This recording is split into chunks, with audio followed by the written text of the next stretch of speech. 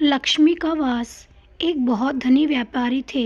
एक रात उन्होंने सपना देखा कि लक्ष्मी जी उनसे कह रही हैं, मैंने बहुत दिनों तक तुम्हारे यहाँ निवास किया है। अब तुम्हारा पुण्य समाप्त हो गया है। अब थोड़े दिनों में मैं तुम्हारे यहाँ से चली जाऊंगी। मुझसे जो भी मांगना हो मांग लो। व्यापारी बोले, मैं अपने परिवार की सलाह लेकर आपको कल बताऊंगा। व्यापारी की जब सुबह नींद खुली तो पूरे परिवार को सारी बात बताई। लक्ष्मी जी से क्या मांगा जाए उसके बारे में सबके अलग अलग विचार थे।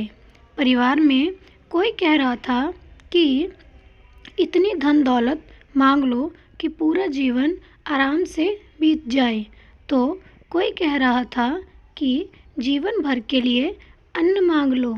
किसी ने सलाह दी कि ढेरों जमीन मांग ली जाए जिसमें खेती करके हम अपना सारा जीवन आराम से काट लेंगे।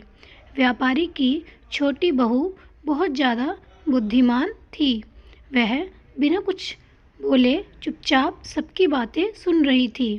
अंत वह बोली, पिताजी, मेरे हिसाब से धन दौलत और खेती बाड़ी मांगना ठीक नहीं है, क्योंकि यह सब लक्ष्मी जी के साथ ही चला जाएगा।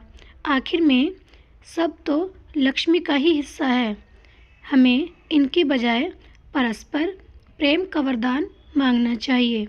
अगर परिवार के सभी सदस्यों में प्रेम बना रहेगा तो बड़ी से बड़ी मुसीबत भी आराम से कट जाएगी। सब मिलकर सामना करेंगे तो सारे संकट दूर हो जाएंगे। उनको अपनी छोटी बहू की बात बहुत ज़्यादा पसंद आई। दूसरे दिन सपने में लक्ष्मी जी से उसने परिवार का प्रेम मांगा। लक्ष्मी जी बहुत प्रसन्न हुई। उन्होंने कहा, जिस परिवार के सदस्यों में आपस में प्रेम होता है, कभी भी झगड़ा नहीं होता, वहाँ से मैं कभी जा ही नहीं सकती। इस तरह उनके घर में लक्ष्मी का वास हमेशा के लिए हो गया। शिक्षा, हमें परस्पर प्रेम पूर्वक रहना चाहिए। जिन घरों में आपस में प्रेम नहीं होता है उन्हें देवता भी पसंद नहीं करते।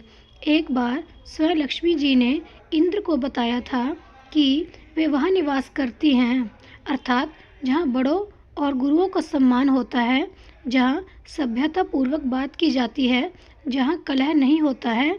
हे इंद्र, मैं वहाँ वास करती हूँ। आशा करती हूँ कि आपको ये हमारी लक्ष्मी जी की कहानी अच्छी लगी होगी। कृपया करके मेरे चैनल को सब्सक्राइब कीजिए, लाइक कीजिए। धन्यवाद।